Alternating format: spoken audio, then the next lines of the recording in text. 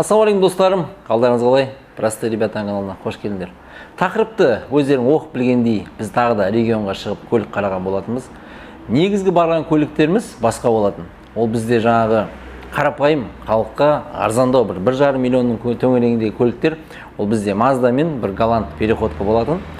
Телефонмен сөйлесіп, суреттерін көріп, қызығып, родной краскада болғаннан кейін барып қараған болатынбыз. Енді о жерде өзім бір нюанстар болды, сол себептен ол көліктерді алмай, басқа көлік алған болатынбыз.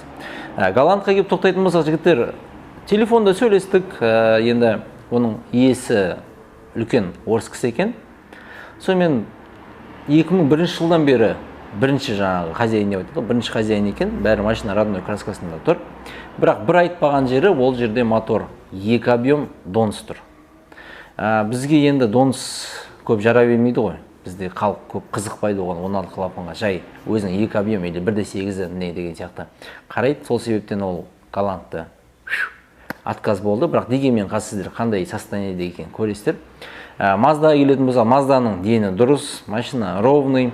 Ол жерде болып тұрған вложениесі только рулевой рейкеде и және мына стойкаларында сарғыш уже шіріп бастаған жерлері бар екен. Сол себептен ол көлік бізге онша ұнаңқырамай, біз өзіміз жақсы көріп қойған Toyota Camry'ді алдық. Енді алды Қарағандыда бара жатқанымыз, Қарағандыда жүрген видеоны көріп жүріңіздер.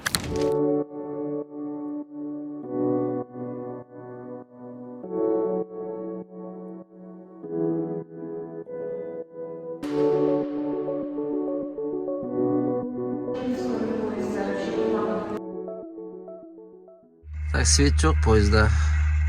Так, свеча жоқ па? Свеча ма бірдеңе?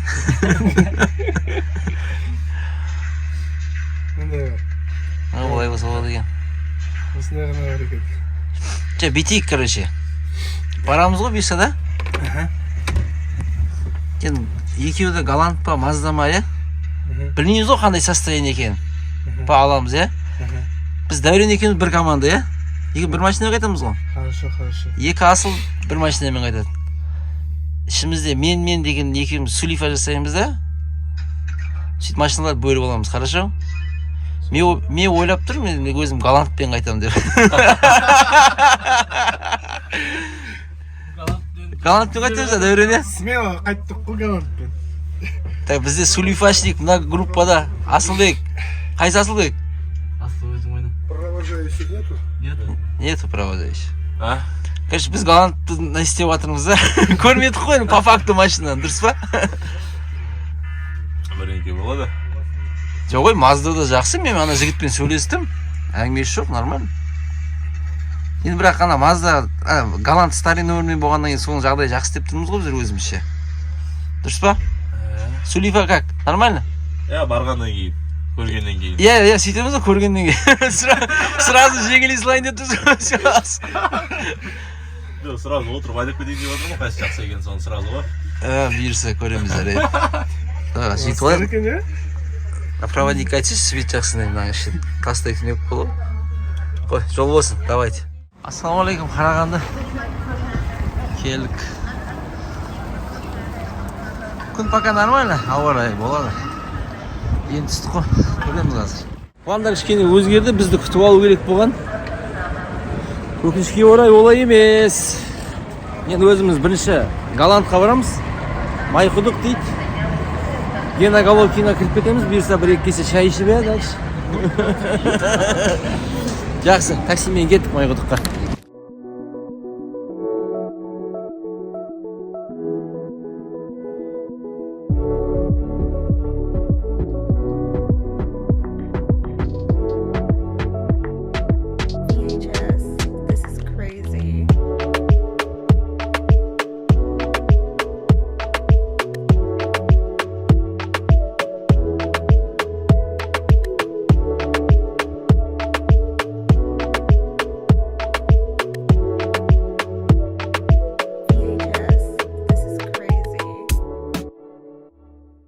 Так, Галант и Mazda келдік қой, міне Mazda.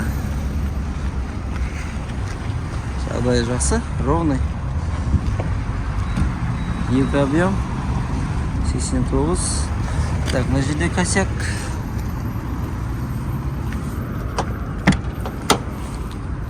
сосын мына жерде мындай кәсек бар. Полностью бояу керек. Мотор жақсы жұмыс жасап тұр. Салонда нормально. Так. Дөңгелек ауыстыру керек. Сосын рейка. Бұлай мордасы бәрі сау. Қазір Голландтың орнына басқа машина қараймыз. Мынанда ойланып көреміз, мүмкін алып қаламыз деген ой бар. Көреміз, басқа машина қарап жүрейік қазір.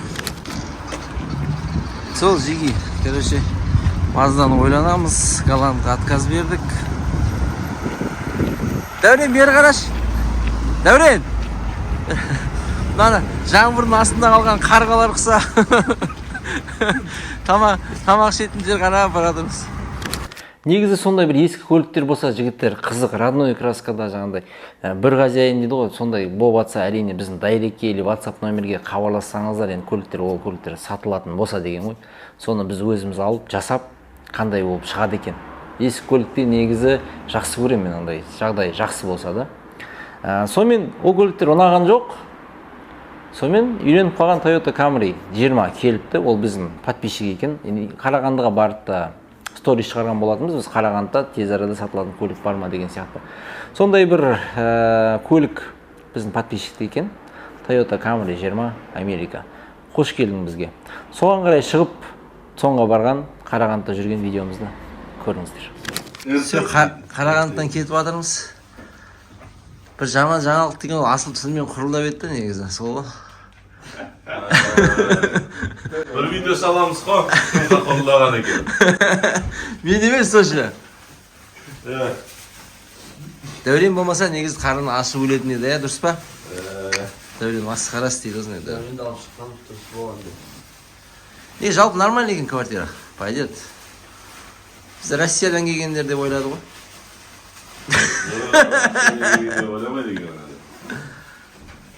15 теңгеге. Нормальный квартира. Осындай түсіріп кетейік па, квартиралар қай қалада қандай екен деген. Тұрып тұр ма? Иә. Нормально.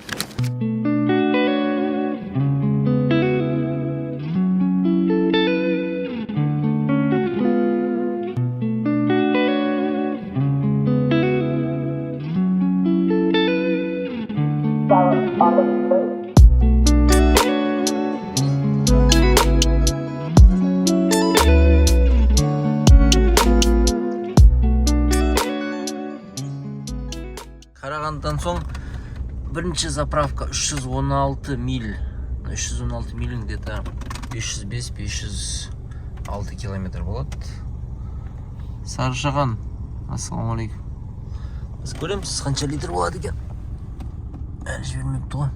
Трассаға шыққанда негізі 95 құйып алу керек, өстіп. Соны біраз тазаланады да машинада. И мынандай бір бәле ішіп қоясың, ұйықтап қалмайын деп. Сондай. Так, мен жақсы көретін нәрсе бар екен мына машинада. Бұлай жалпы көлік жақсы, жұмсақ. Жолға келетін болсақ, жолда нормально. Біраз жерін бітіріпті. Так, бізде мына зеркалада мынандай бар екен. В общем, бар жұмыс біраз. Мына жерде карбонда жабыстырып тастаған күн жарықта көрсетем ғой. Қазір бензин көрсетейін. 506 километр, 505 километр болып тұр ма жаңа санағанда? Так, бізде бак міне жарықтан түсіп тұр. Қазір қанша болады екен литр айтамын. 44 литр кетті 506 километрге. Ол дегеніміз 8-де 4, 8-де 5, 8-де 6 болды. Мүмкін сондай жевата трассада. Енді тайп еткен жеріміз бар. Бір жерде бездорожье бар. 2-де 2 Камриға нормально. Жақсы показатель. Жақсы, ары қарай кеттік. Жол болсын. Алланың қалауымен достар, 1000 шақырым жерді бір күн болғанда енді бір қанша? 12 ма 15 сағаттай жүріп келдік.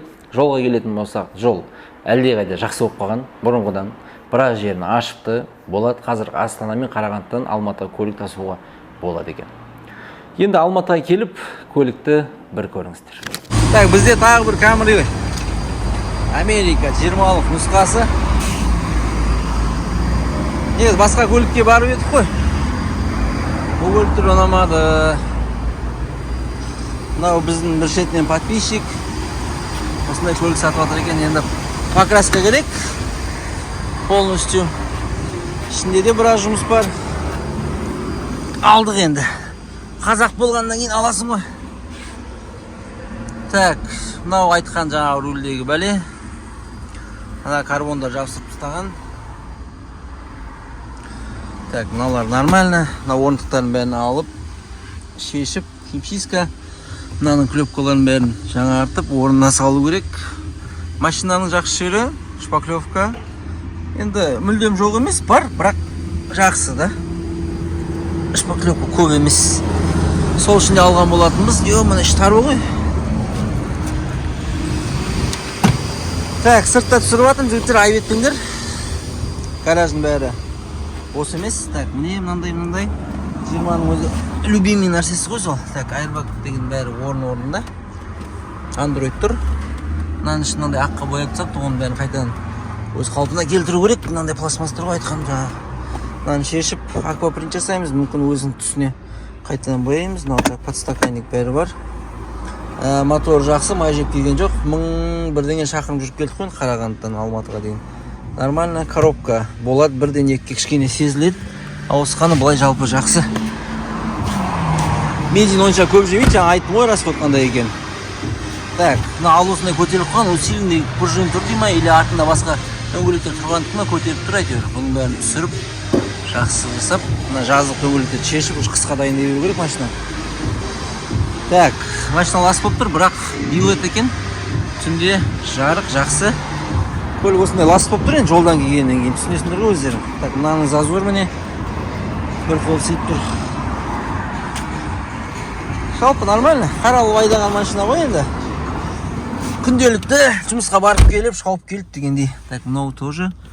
Мынау бойлады. Мынау қайтадан орнына әдемілеп келтіру керек. Қыздырып па, или басқа істеп па, енді жігіттер көреді. Так. Потолок бәрі нормально. Орнымен айттым. Кузовы жақсы. Шпаклевкіден аман әйтеуір. Осындай көлік бұйыртса проектте. Бастаймыз Алла қаласа. Так, мына Nexia-ны құда түсіп жатырмыз. Қазір нормально келісіп кетсе, бұнда аламыз. Все, проектте Camry 20 Америка. Қош келдің.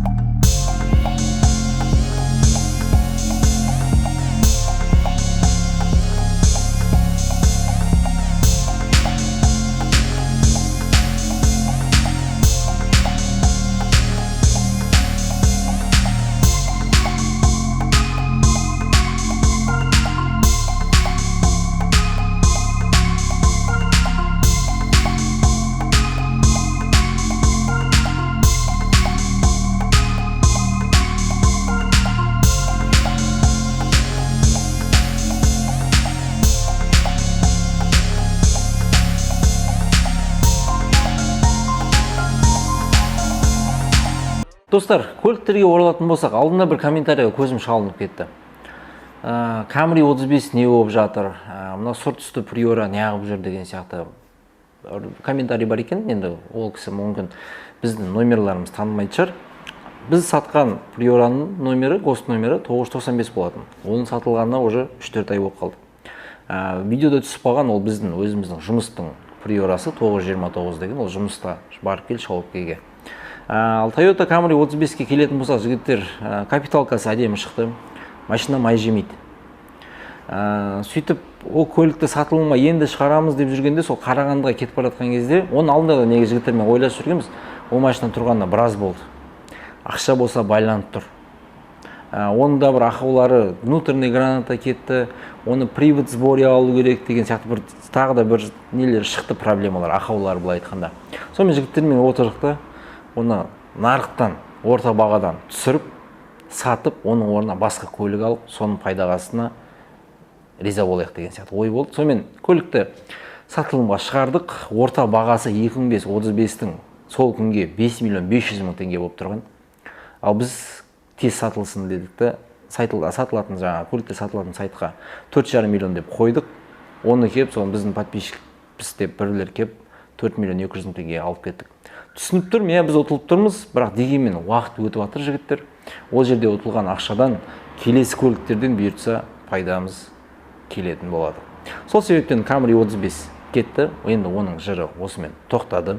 Алдыңғы сериядағы BMW-ға келетін болсақ жігіттер, BMW әдемі шықты, керемет. Енді кішкентай пробегпенен жағдайын жігіттер өздеріңіз көрдіңіздер, көрмеген жігіттер болса әрине арнаға кіріп, осының алдындағы ролик бізде BMW туралы болатын.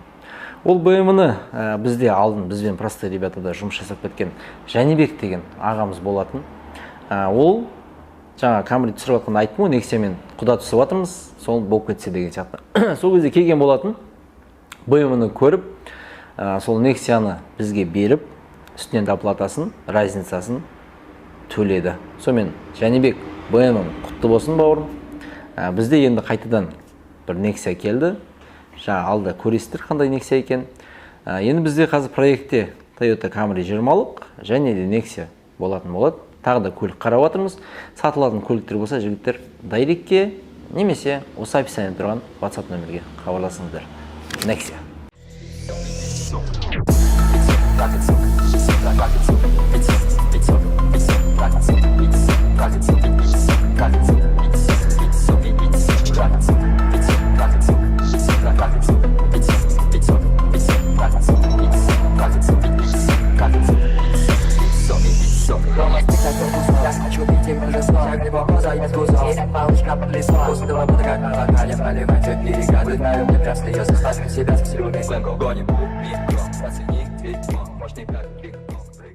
Достарым, бізде проектте тағы да бір Nexia көлігі. Ақ түсте, өзбектер жақсы көретін сияқты. Алдында болған Nexia-ға сатылып кетті ғой енді ол тез арада. И одан кейін адамдар хабарласты да, сатылып кетті ма не уже анау-мынау деп. Сол себептен осындай бір Nexia, бұл қалай келді, қазір түсіндіретін боламын. Қай жерде ақаулары бар, көрсетіп кетейін. Бізде ходовкада подшипник кетіп тұр дейді. Бұл танысымның көлігі, қазір айтам. Мына жерде кішкене сынған жері бар екен. Мынау қарғайыпты. Сондай меліш жұмыстары бар. Қалпақ мысалға. Салон жақсы. Анандай жерлерін жөндеу керек. Так, бізде комплектация толық емес. Так, бізде весла. Бісміллә. Так, кондиционер менен гур бар. Только электр пакет жоқ. Жалпы осындай көлік.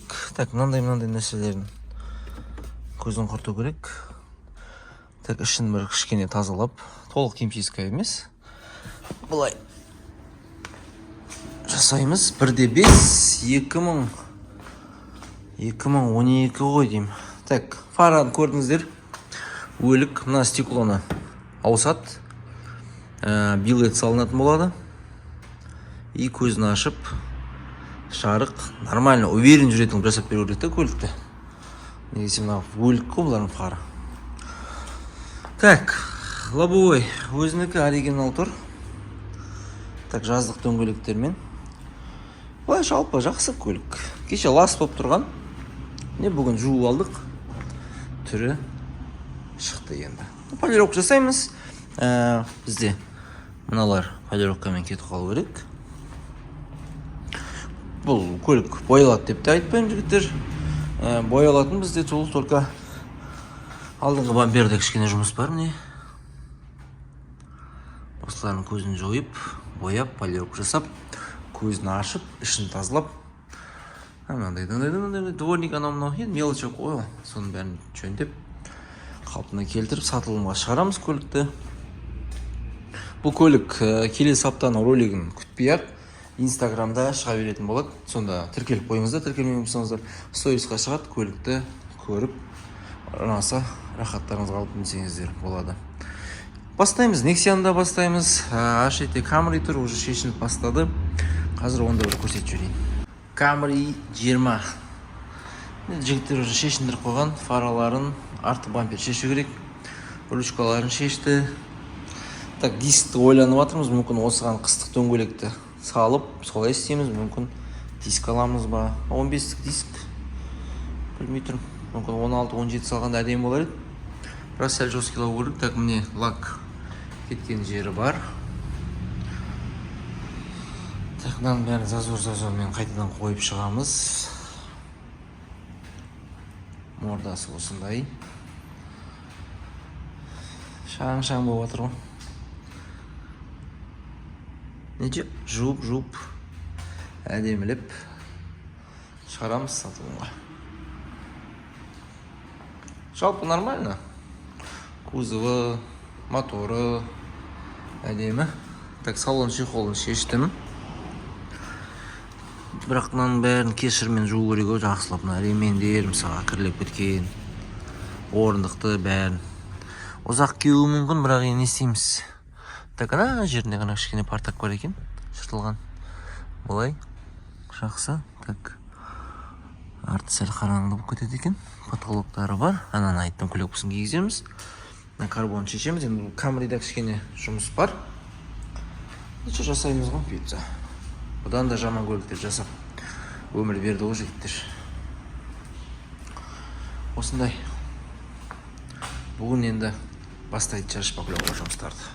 Енді жақсылар, көрдіңіздер, осы аптада қызықты сәттер көп болды. Біз үшін енді бәрін роликте тығып көрсету мүмкін емес. Енді содан үзінді. Ол Қарағандыға барып қайттық. Ол жолымыз және де мына сатылмай тұрған көліктер сатылды. Біздің гараждарға басқа көліктер келді деген сияқты, басқа проекттер басталып жатыр. Бұйырса иншалла келесі аптада ол бізде жаңағы Deo Nexia және Camry 20-лықты толықтай бітіріп сіздерге ұсынуға тырысатын боламыз. Енді Nexia-ға келетін болса, жігіттер, ол жерде көпте жұмыс жоқ. Жаңа өздеріңіз көргендей, ол жерге жаңа фары өлік білесіздер Nexia-ны, оны да обновить етіп, билет салынатын болады, ішінде химчистка жасалатын болады. Және ходовкаларынан қараймыз. Енді Жәнібек бізге айтты, ол моторы май жемейді. Енді ол өзіміз таныс болғаннан кейін біз оған әрине сенеміз. Грем-ремен бәрін айырбастап қойған екен, өзі ауыстырып. Енді Nexia-да жаңа майда-шүйде жұмыстары бар. Ол жаңа қалпақтары, мүмкін қыстық дөңгелек қарайтын боламыз. Сонымен Nexia ол келесі аптаның ролигін күтпей сатылымға шыға беретін болады. Где-то бағасы алдыңғы Nexia-дан арзандау болады. Сол себептен жігіттер Instagram-нан жіберіп алмаңыздар, сториста немесе Reels немесе публикация болып шығатын болады. Сол жерде бағасын және телефон номерін көрсетіп қоямыз. Хабарласып, көлікті рахаттарыңызға алып мінсеңіздер болады. Camry енді ол жерде жұмыс көп, жігіттер, білесіздер. Енді келесі жексенбіге әрине қатты тырысамыз, үлгеруге деген сияқты ғой. Сол, сіздермен біз келесі жексенбіге дейін жігіттер қоштасамыз. Әрине ролигіміз ұнап, бізді қолдап қою үшін комментарий мен подписканы аямай, лайктарыңызды аямай отырыңыздар. Біз сіздермен келесі жексенбіге дейін қоштасамыз. Сіздермен простые, ребята, аман болыңыздар. Ассаламу алейкум.